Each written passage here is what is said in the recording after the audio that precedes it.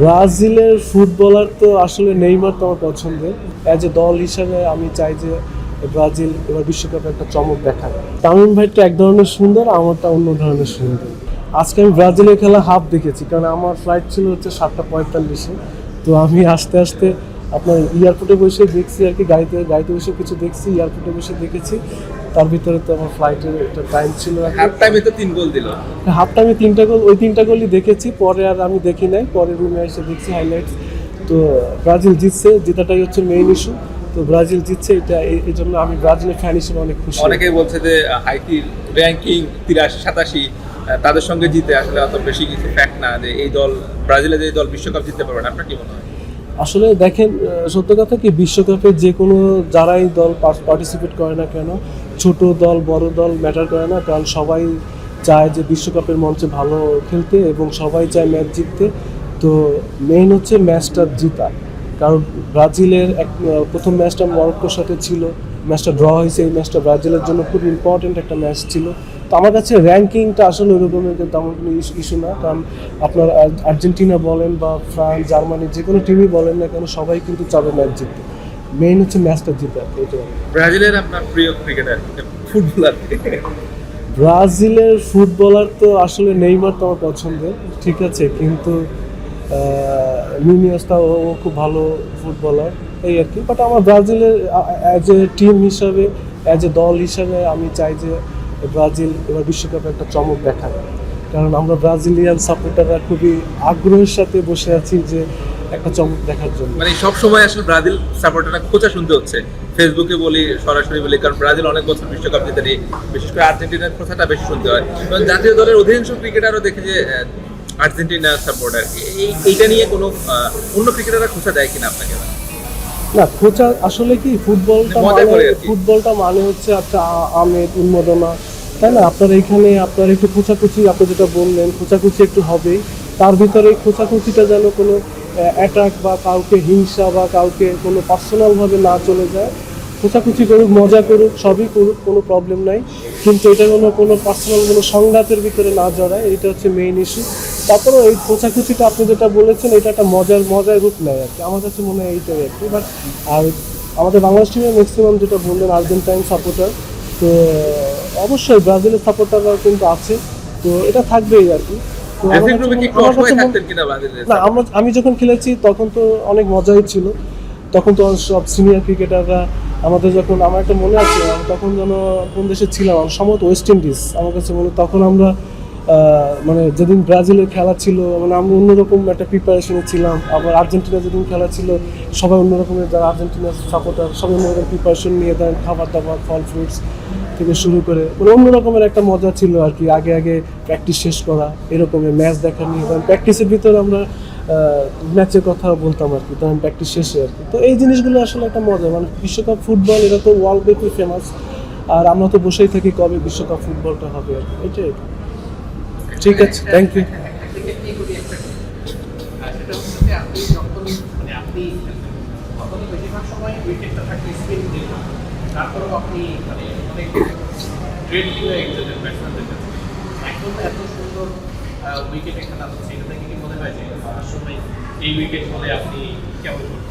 না, ভালো একটা কোশ্চেন, কারণ আপনার হচ্ছে আমাদের সময়, ওই সময় ম্যাক্সিমাম উইকেটই থাকতো স্পিন সহায়ক উইকেট বাংলাদেশে বিশেষ করে।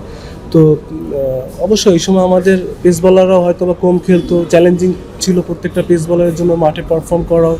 বাট এখন যে উইকেট বানাচ্ছে, আমি নামটা নাই বলি, আমাদের কিছুদিন আগে আমি বোর্ডে গিয়েছিলাম, তো বোর্ডের একজনে বললো যে রুবেল, তুমি এখন খেললে অনেক ভালো করতে আরও বেশি। তো আমার কাছে, কারণ এখন উইকেটটা খুবই সুন্দর, স্পোর্টিং উইকেট, বাট আমার কাছে বলেছে যে আল্লাহ যেটা করেছে ভালোই করেছে হয়তো বা তখনকার। বাট এখনকার যারা ছেলেপেলে যারা খেলছে, আমার কাছে মনে হচ্ছে ওদের জন্য খুব ভালো প্লাস পয়েন্ট, কারণ এখন খুব সুন্দর উইকেট দিচ্ছে, স্পোর্টিং উইকেট দিচ্ছে, বলাররা চাইলে বল ওইরকমভাবে নিয়ে যাচ্ছে। আর অবশ্য তার পাশাপাশি মানতে হবে, আমাদের এখন যে বলাররা যারা খেলছে তারাও খুবই ট্যালেন্ট, তারাও খুবই অভিজ্ঞ, এবং তারা পারফর্মার, সব ফর্মেটেই তারা পারফর্ম করছে। তো আমার কাছে মনে হচ্ছে আমাদের বোলিং সাইডটা আগের চেয়ে অনেক এখন ভালো। ভাইয়া, এটার সাথে মানে কানেক্টেড একটা প্রশ্ন করি, আমার শেষ প্রশ্ন, সেটা হচ্ছে যে ওই দিন তালহা ভাই একটা মানে আক্ষেপের সুরে কিছুটা বলছিলেন যে এখন যেই ওয়ার্কলোড ম্যানেজমেন্টের কথাটা চিন্তা করা হয় পেসারদের ক্ষেত্রে, আগে এটা হতো না, খুব বেশি আগেও আপনাদের সময় ওয়ার্কলোড ম্যানেজমেন্ট নিয়ে এত বা ট্রেনার কিংবা ফিজিও এত ছিল না।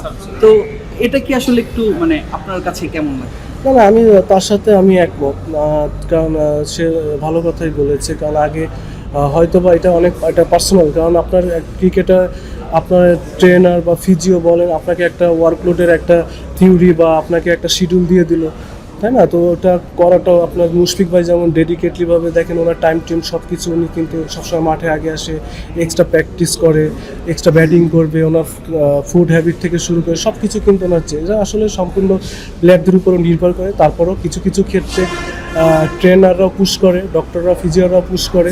তো অবশ্যই, কারণ আগে এখন অনেক ক্রিকেট বোর্ড থেকে শুরু করে ক্রিকেটাররা এখন অনেক ডিসিপ্লিন হয়েছে, প্লাস সব কিছু এখন আমার কাছে মনে হচ্ছে আগের চেয়ে অনেক চেঞ্জ হয়েছে, যে কারণে ক্রিকেটের আপনি রেজাল্টটাও দেখেন, এখন রেজাল্ট কিন্তু খুব ভালো হচ্ছে, এটাই আর কি। না, চট্টগ্রামে আসার উদ্দেশ্য হচ্ছে আপনারা জানেন যে তামিম ভাই একটা শোরুম দিয়েছে 28 মোটরস চিটাগাংয়ে। তো তামিম ভাইয়ের শোরুমটা ভিজিট করতে আসলাম, প্লাস হচ্ছে দেখতে আসলাম। তাছাড়া শোরুমটা নতুন শোরুম, তো ওই হিসাবে কিছু কাজ বাজ দেখার জন্যই মেনলি আসা আর কি। কেমন লাগলো শুরু? শোরুম তো চমৎকার, মানে ইন্টারন্যাশনাল একটা ফ্লেভার আছে, আমাদের বলতে পারেন একটা ফ্ল্যাগশিপ, মিনি ফ্ল্যাগশিপের একটা ফ্লেভার আছে শোরুমের ভিতরে। অনেক অনেক সুন্দর একটা শোরুম, প্লাস হচ্ছে বিশেষ করে সার্ভিস, সেলস প্রত্যেকটা জায়গায় অনেক সুন্দর করে করেছে আর কি শোরুমটা। আমার কাছে খুব ভালো লাগছে আর কি। তো এটাই আর কি। আর আমি আশা করবো যে চিটাগাংয়ে যারা বাইকাররা আছে, চিটাগাংয়ে যারা ইয়ামা লাভাররা আছে, তারা অবশ্যই তামিম ভাইয়ের এত সুন্দর একটা শোরুমে 28 মোটরসে আসবে, এসে তাদের প্রিমিয়াম সার্ভিসটা উপভোগ করবে। কোনটা বেশি শুরুর সুন্দর, আপনারটা না? না, তামিম ভাইটা এক ধরনের সুন্দর, আমারটা অন্য ধরনের সুন্দর, তো দুইটাই সুন্দর অবশ্যই।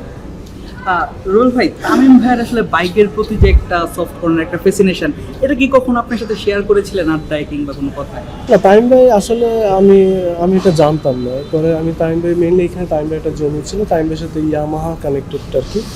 তো ওইখান থেকে পরবর্তীতে জানি যে তামিম ভাই ইয়ামাহা শোরুম থেকে আমার সাথে তামিম ভাই কিছু কথাবার্তাও শেয়ার করেছে, এই বিজনেসটা কেমন বা কি, ইয়ামাহার সাথে বিজনেস।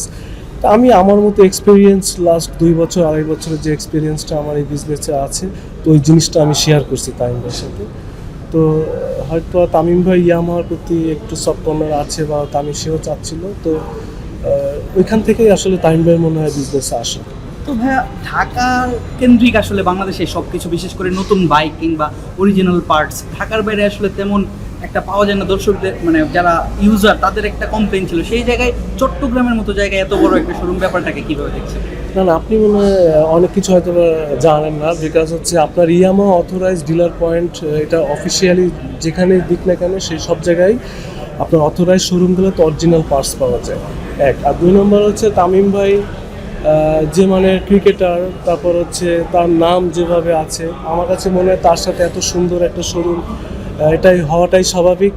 আর সে হয়তো বা আমি যতটুকু শুনেছি যে ইয়ামাহার অনেক রিকোয়ারমেন্ট ছিল, তামিম ভাই তার চেয়ে আরও বেশি সুন্দর করে করার জন্য সে নিজেই চাইছে। তো আমার কাছে মনে হয় যে তামিম ভাইয়ের শোরুমে যারা ইয়ামাহা বাইকের লাভাররা আছে, তারা একবার না একবার আসে তার শোরুমটা দেখা উচিত এবং ভিজিট করবে এবং এখানকার সার্ভিসটা নেওয়া উচিত। ক্রিকেটে তো প্রায় অনেক ক্রিকেটারের তামিম ইকবাল অনুপ্রেরণা, এক্ষেত্রে কি ব্যবসার ক্ষেত্রে আপনি কোনোভাবে তামিম ইকবালের অনুপ্রেরণা হয়ে গেলেন কিনা, মানে তামিম ইকবাল আপনাকে থেকে অনুপ্রাণিত হয়েছে কিনা যে এটা করা যায়? এটা আমি বলতে পারি না, এটা তামিম ভাই ভালো বলতে পারবে। কিন্তু আপনার হচ্ছে বিজনেস তো বিজনেস আর কি, একটা ভালো একটা ব্র্যান্ডের সাথে থাকা, একটা ভালো একটা কোম্পানির সাথে থাকা, তো আমার কাছে মনে হয় যে এই জিনিসটা ইটস ইম্পর্টেন্ট। আর আপনার যে কোনো বিজনেসই আপনার ডেডিকেটলি অনেস্টির সাথে করলে আপনার সব বিজনেসেই একটা ভালো কিছু থাকে আর কি।